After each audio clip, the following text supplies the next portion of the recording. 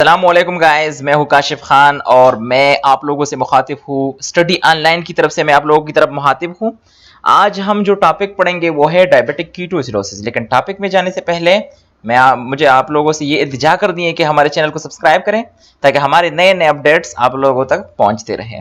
अच्छा जी, तो डायबिटिक कीटोसिडोसिस का ये जो टर्म है ये हमारे साथ दो वर्ड्स से बना है और ये सिर्फ वर्ड्स नहीं है बल्कि ये दो मेडिकल कंडीशंस हैं। एक हमारे साथ है डायबिटिक और दूसरा है हमारे साथ कीटोएसिडोसिस। अब अगर हम देखें तो डायबिटीज को तो सारे लोग जानते हैं, लेकिन डायबिटीज के साथ कीटोएसिडोसिस को हमने क्यों जोड़ा है?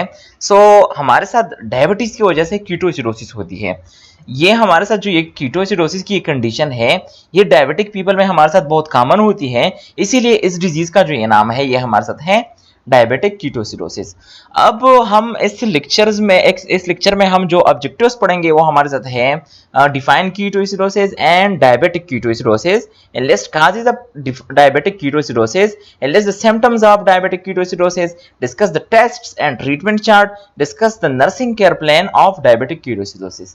अब हमारे साथ जो ये डायबिटिक कीटोसिडोसिस है इसमें जाने से पहले हमने जानना है कि डायबिटीज है क्या। डायबिटीज को हम इसी तरह डिफाइन करते हैं कि the inappropriate increase amount of glucose inside the blood we call the condition diabetes। अब हमारे साथ डायबिटीज की 3 टाइप्स हैं। एक हमारे साथ है टाइप 1, टाइप 2 एंड टाइप 3।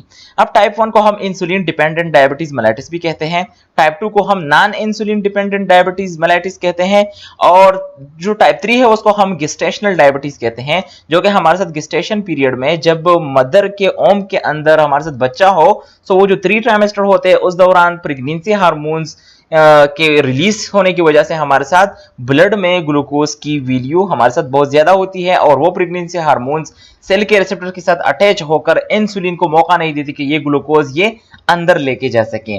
तब हमारे साथ जो डायबिटिक जो मदर्स होते हैं, जो प्रेग्नेंट मदर्स होते हैं वो डायबिटिक लगते हैं और उनकी ब्लड में ग्लूकोज की वैल्यू नॉर्मल से ज्यादा होती है, we called them gestational diabetic mother's.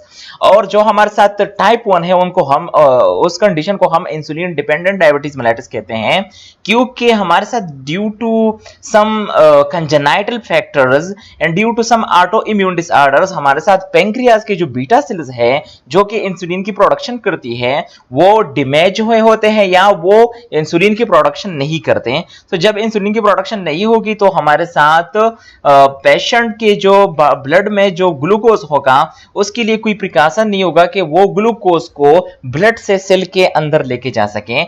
हमारे साथ जब ब्लड से ग्लूकोज सेल के अंदर नहीं जाएगा तो हमारे साथ कैटाबॉलिज्म और एनाबॉलिज्म के प्रोसेसेस परफॉर्म नहीं होंगे और हमारे साथ एनर्जी नहीं बनेगी। जब कभी भी हम काम करते हैं तो हमें एनर्जी की जरूरत होती है और हम वो एनर्जी हासिल करते हैं कार्बोहाइड्रेट से इन अ सिंपल फॉर्म, क्योंकि हमारे साथ एनर्जी कार्बोहाइड्रेट से हासिल करना काफी इजी होती है।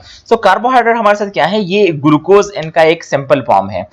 इस ग्लूकोज को सेल के अंदर ट्रांसफर करना ताकि हमारे साथ एनर्जी वो उससे हासिल हो जाए, वो काम होता है इंसुलिन का। इंसुलिन आके पेंक्रियाज की बीटा सेल्स हमारे साथ क्या करते हैं, वो आके सेल के रिसेप्टर्स के साथ अटैच होते हैं और वो क्या करते हैं ग्लूकोज को ब्लड से अंदर लेके जाते हैं इनसाइड द सेल, और फिर उसकी क्या होती है मेटाबॉलिज्म होती है और थ्रू मेटाबॉलिज्म हमारे साथ वो in the form of ATP energy produce करती हैं। अब हमारे साथ लेट्स सपोज एक डायबिटिक पेशेंट है और वो क्या है इंसुलिन डिपेंडेंट डायबिटिक मेलाइटिक पेशेंट है। अब वो काम कर रहा है और उसको एनर्जी के लिए जरूरत है और उसकी बॉडी में इंसुलिन की प्रोडक्शन नहीं हो रही, हमारे साथ ग्लूकोज सेल के अंदर नहीं जाएगा। अब जब वो काम कर रहा है तो उसको एनर्जी की जरूरत है।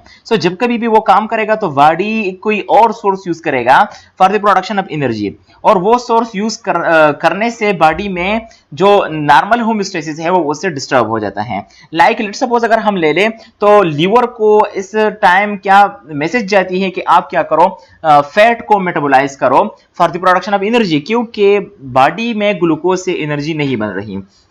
सो वो क्या करती है, वो फैट्स को मेटाबोलाइज करना शुरू कर देती है। जब कभी भी लीवर हमारे साथ फैट्स को मेटाबोलाइज करती है, तो हमारे साथ क्या होती है, कीटोन बॉडीज प्रोड्यूस होते हैं फ्रॉम देयर ब्रेकडाउन। वो जो कीटोन बॉडीज है वो हमारे साथ क्या है, वो हमारे साथ एसिडिक है नेचर में। सो जब कभी भी हमारे साथ ये कीटोन बॉडीज बिल्डअप होंगे इनसाइड द बॉडी या इनसाइड द ब्लड, सो हमारे साथ एसिडिक माहौल बनेगा। सो हमारे साथ जो ब्लड का होम्योस्टैटिक या जो नॉर्मल पीएच है वो हमारे साथ क्या है, 7.35 टू 7.45। और जब कभी भी हमारे साथ पीएच 7.35 से गिरता है तो हम एसिडिक माहौल की तरफ या एसिडिक होमोस्टेसिस की तरफ जाते हैं। सो हम क्या, जो जब कभी भी हमारे बॉडी में ये कीटोन की प्रोडक्शन होगी, सो हमारे बॉडी में एसिडिक एनवायरनमेंट बनेगा और हमारा ब्लड की पीएच जो है वो कम से कम होगी और हमारी ब्लड की जो पीएच होगी वो एसिडिक होगी। सो हम एक कंडीशन की तरफ जाते हैं due to ketones, that is ketoacidosis. इसीलिए हम कीटोएसिडोसिस को कुछ यू डिफाइन करते हैं कि हमारे साथ ब्लड की जो नेचर है वो नॉर्मल से एसिडिक की तरफ आ जाती है due to ketones and we call the condition ketoacidosis. क्योंकि ये कंडीशन हमारे साथ डायबिटीज में काफी कॉमन होती है, that is why we call it diabetic ketoacidosis. So diabetic ketoacidosis is a life threatening problem that affects people with diabetes. It occurs when the body starts breaking down fat at a rate that is much too fast. The liver processes the fat into a fuel called ketones, which causes the blood to become